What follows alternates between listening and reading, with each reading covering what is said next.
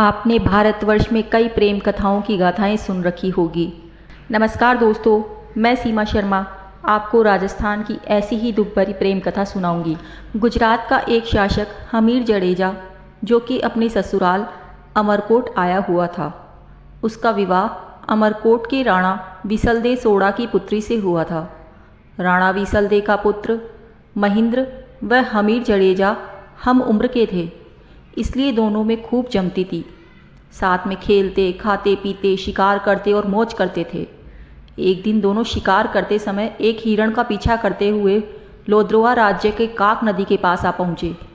उनका शिकार हिरण अपनी जान बचाने के कारण काक नदी में कूद गया। दोनों ने यह सोचा कि बेचारे हिरण ने जल में शरण ली है, अब उसे क्या मारना। शिकार छोड़ जैसे दोनों इधर उधर नज़र दौड़ाई तो नदी के उस पार उन्हें एक सुंदर बगीचा व उसमें बनी एक दुमंजिल झरोकेदार मेड़ी दिखाई दी। इस सुनसान जगह में इतना सुहावना दृश्य देखकर दोनों की तबीयत प्रसन्न हो गई। अपने घोड़े नदी में उतार दोनों ने नदी पार कर बगीचे में प्रवेश किया। इस वीरानी जगह पर इतना सुंदर बाग देख दोनों आश्चर्यचकित थे कि अपने पड़ोस में ऐसा नकलिस्तान है, क्योंकि अभी तक दोनों ने ऐसे नकलिस्तान के बारे में सौदागरों से ही चर्चाएं सुनी थी। उनकी आवाज़ें सुन मेड़ी में बैठी मूमल ने झरोके से नीचे झांक कर देखा तो उसे गर्दन पर लटके लंबे काले बाल, भौहों तक तनी हुई मूछें, चौड़ी छाती और मासल भुजाओं वाले दो खूबसूरत नौजवान अपने पसीना सुखाते हुए दिखाई दिए। मूमल ने तुरंत अपनी दासी को बुलाकर कहा, नीचे जा, नौकरों से कह कि इन सरदारों के घोड़े पकड़े व इनके रहने खाने का इंतजाम करे। दोनों किसी अच्छे राजपूत घर के लगते हैं, शायद रास्ता भूल गए हैं, इनकी अच्छी तरह से खातिरदारी की जाए। मूमल के आदेश से नौकरों ने दोनों के आराम के लिए व्यवस्था की, उन्हें भोजन कराया। तभी मूमल की एक सहेली ने आकर दोनों का परिचय पूछा। हमीर ने अपना व महेंद्र का परिचय दिया और पूछा कि तुम किसकी सहेली हो, ये सुंदर बाग व झरोके मेड़ी किसके हैं और हम किस सुलक्षणी के मेहमान हैं। मूमल की सहेली कहने लगी, क्या आपने मूमल का नाम नहीं सुना, उसकी चर्चा नहीं सुनी?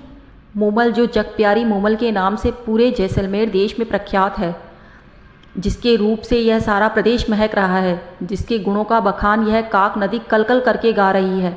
यह झरोकेदार मेड़ी और सुंदर बाग उसी मूमल का है जो अपनी सहेलियों के साथ यहाँ अकेली ही रहती है, कहकर सहेली चली गई। तभी भोजन का झूठा थाल उठाने आया नाई बताने लगा, सरदारों, आप मूमल के बारे में क्या पूछते हो? उसके रूप और गुणों का तो कोई पार ही नहीं है। वह शीशे में अपना रूप देखती है तो शीशा टूट जाता है, श्रृंगार कर बाग में आती है तो चांद शर्मा कर बादलों में छिप जाता है। उसकी मेड़ी की दीवारों पर कपूर और कस्तूरी का लेप किया हुआ है, रोज ओखलियों में कस्तूरी कूटी जाती है। दूध से वह रोज स्नान करती है, शरीर पर चंदन का लेप करती है। मूमल तो इस दुनिया से अलग है, भगवान ने वैसी दूसरी नहीं बनाई। कहते कहते नाई बताने लगा, अखंड कुंवारी मूमल पुरुषों से दूर अपने ही राग रंग में डूबी रहती है। एक से एक खूबसूरत, बहादुर, गुणी, धनवान, जवान राजा राजकुमार मूमल से शादी करने आए, पर मूमल ने तो उनको और देखा ही नहीं, उसे कोई भी पसंद नहीं आया। मूमल ने प्रण ले रखा है कि वह विवाह करेगी तो उसी से करेगी जिसने उसका दिल जीत लिया हो, नहीं तो पूरी उम्र कंवारी रहेगी। कुछ ही देर में मूमल की सहेली ने आकर कहा कि आप दोनों में से एक को मूमल ने बुलाया है। हमीर ने अपने साले महेंद्र को जाने के लिए कहा, पर महेंद्र ने हमीर से कहा कि पहले आप जाइए। हमीर को मेड़ी के पास छोड़कर सहेली ने कहा, आप भीतर पधारें, मूमल आपका इंतजार कर रही है। हमीर जैसे ही आगे चौक में पहुंचा तो देखा कि उसका रास्ता रोके एक शेर बैठा है। दूसरी ओर देखा तो एक अजगर रास्ते में बैठा है। हमीर ने सोचा मूमल कोई डायन है और नकलिस्तान रचकर पुरुषों को अपने जाल में फंसाकर मार देती होगी। वह तुरंत उल्टे पांव वापस चौक से निकल आया। हमीर व महिंद्रा आपस में बात कर रहे थे। तब तक मूमल की सहेली आ गई और महिंद्रा से कहने लगी, आप आइए, मूमल आपका इंतजार कर रही है। महिंद्रा ने अपना अंगरखा पहन हाथ में भाला ले सहेली के पीछे पीछे चलना शुरू किया। सहेली ने उसे भी हमीर की तरह चौक में छोड़ दिया। महिंद्रा को भी चौक में रास्ता रोके शेर बैठा नजर आया। उसने तुरंत अपना भाला लिया और शेर पर पूरे वेग से प्रहार कर दिया। शेर जमीन पर लुढ़क गया और उसकी चमड़ी से भरा भूसा बाहर निकल आया। महिंद्रा यह देख मन ही मन मुस्कुराया कि मूमल उसकी परीक्षा ले रही है। तभी उसे आगे अजगर बैठा दिखाई दिया। महिंद्रा ने उसी भूसे से भरे अजगर के भी अपनी तलवार से टुकड़े टुकड़े कर दिए। अगले चौक में महिंद्रा को पानी भरा नजर आया। महिंद्रा ने पानी की गहराई नापने के लिए पानी में भाला डाला तो ठक की आवाज़ आई। महिंद्रा समझ गया कि जिसे वह पानी समझ रहा है वह कांच का फर्श है। कांच का फर्श पार कर सीढ़ियाँ चढ़कर महिंद्रा मूमल की मेड़ी में प्रविष्ट हुआ। आगे मूमल खड़ी थी, जिसे देखते ही महिंद्रा ठिठक गया। मूमल ऐसे लग रही थी जैसे काले बादलों में बिजली चमक रही हो। एड़ी तक लंबे काले बाल, मानो काली नागिन सिर से जमीन पर लौट रही हो। चंपे की डाल जैसी कलाइयाँ, बड़ी सुंदर सुंदर आंखें, ऐसे लग रही थी जैसे मद भरे प्याले हो। तपे हुए कुंदन जैसे बदन का रंग, वक्ष जैसे किसी सांचे में ढाले गए हों। पेड़ जैसे पीपल का पत्ता, अंग अंग जैसे उफन रहा हो। मूमल का यह रूप देखकर महिंद्रा के मुंह से अनायास ही निकल पड़ा, न किसी मंदिर में ऐसी मूर्ति होगी और न किसी राजा के रणवास में ऐसा रूप होगा। महिंद्रा तो मूमल को ठगा सा देखता ही रह गया। उसकी नज़रें मूमल के चेहरे से एकटक देखते जा रही थी। दूसरी ओर मूमल मन ही मन कह रही थी, क्या तेज है इस नौजवान के चेहरे पर, नयन तो नयन क्या खंजर है। दोनों की नज़रें आपस में ऐसी गड़ी कि हटने का नाम ही नहीं ले रही थी। आखिर मूमल ने नज़रें नीचे कर महिंद्रा का स्वागत किया। दोनों ने खूब बातें की।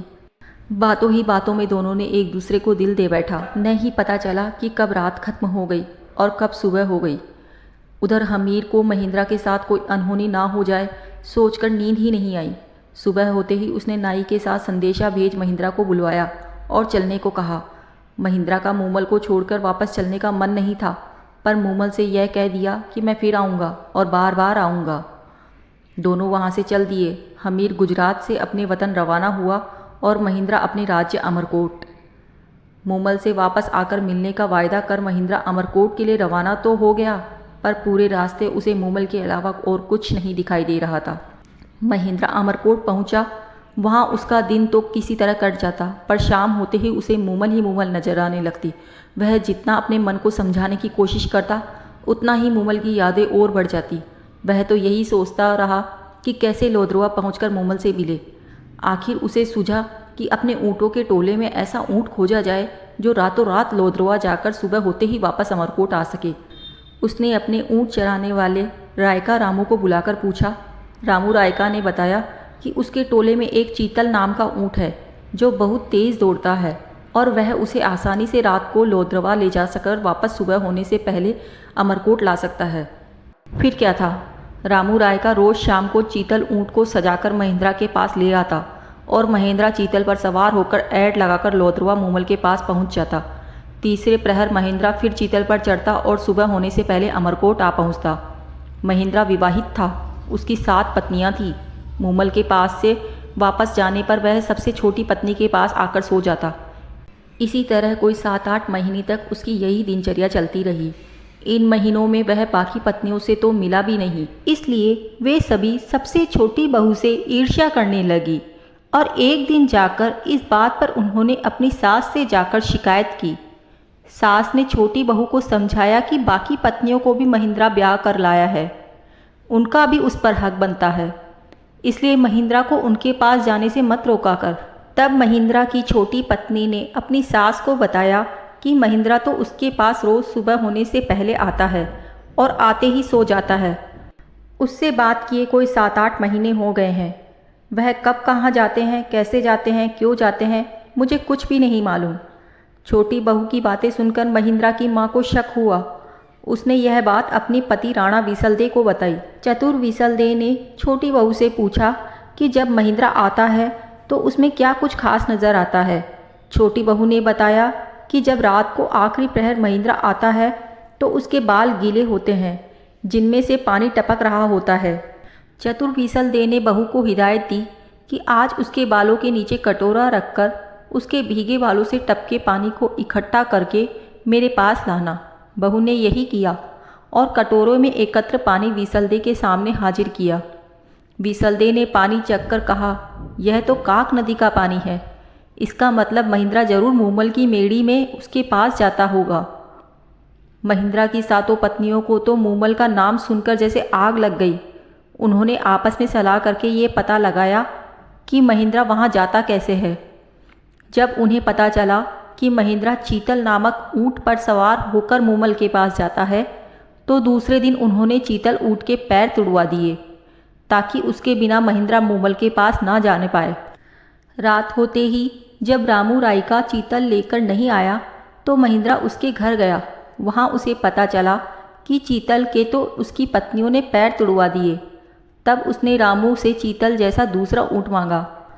रामू ने कहा उसके टोले में एक तेज़ दौड़ने वाली एक छोटी टोरडी यानी कि छोटी ऊँटनी है।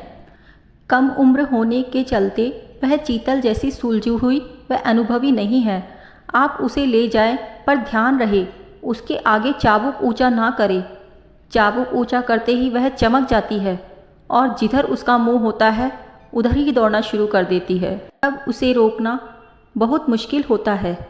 महिंद्रा टोरडी पर सवार हो लोद्रवा के लिए रवाना होने लगा, पर मूमल से मिलने की बेचैनी के चलते वह भूल गया कि चाबुक ऊंचा नहीं करना है और चाबुक ऊंचा करते ही टोरडी ने ऐड लगाई और सरपट भागने लगे। अंधेरी रात में महिंद्रा को रास्ता भी नहीं पता चला कि वह कहाँ पहुँच गया। थोड़ी देर में महिंद्रा को एक झोपड़े में दिया जलता नजर आया। वहाँ जाकर उसने उस क्षेत्र के बारे में पूछा तो पता चला कि वह लोद्रवा की जगह बाड़मेर पहुँच चुका है। रास्ता पूछ जब महिंद्रा लोद्रवा पहुँचा तब तक रात का तीसरा प्रहर बीत चुका था। मूमल उसका इंतजार कर सो चुकी थी। उसकी मेड़ी में दिया जल रहा था। उस दिन मूमल की बहन सुमल भी मेड़ी में आई थी। दोनों की बातें करते करते आंख लग गई थी। सहेलियों के साथ दोनों बहनों ने देर रात तक खेल खेल में सुमल ने खेल में पुरुष के कपड़े पहनकर पुरुष का अभिनय किया था और वह बातें करती करती पुरुष के कपड़ों में ही मूमल के पलंग पर उसके साथ सो गई। महिंद्रा मूमल की मेड़ी में पहुंचा। सीढ़ियां चढ़ जैसे ही मूमल के कक्ष में घुसा और देखा कि मूमल तो किसी पुरुष के साथ सो रही है। यह दृश्य देखते ही महिंद्रा को तो लगा जैसे उसे एक साथ हजारों बिच्छुओं ने काट खाया हो। उसके हाथ में पकड़ा चाबुक वही गिर पड़ा और वह जिन पैरों से आया था उन्हीं से चुपचाप बिना किसी के कुछ कहे वापस अमरकोट लौट आया। वह मन ही मन सोचता रहा कि जिस मूमल के लिए मैं प्राण तक न्योछावर करने के लिए तैयार था वह मूमल ऐसी निकली। जिसके लिए मैं कोसों दूर से आया हूँ वह पर पुरुष के साथ सोई मिलेगी। धिक्कार है ऐसी औरत पर। सुबह आंखें खुलते ही मूमल की नज़र जैसे महिंद्रा के हाथ से छूटे चाबुक पर पड़ी। वह समझ गई कि महिंद्रा यहाँ आया था, पर शायद किसी बात से नाराज होकर चला गया। उसके दिमाग में कई कल्पनाएं आती रही।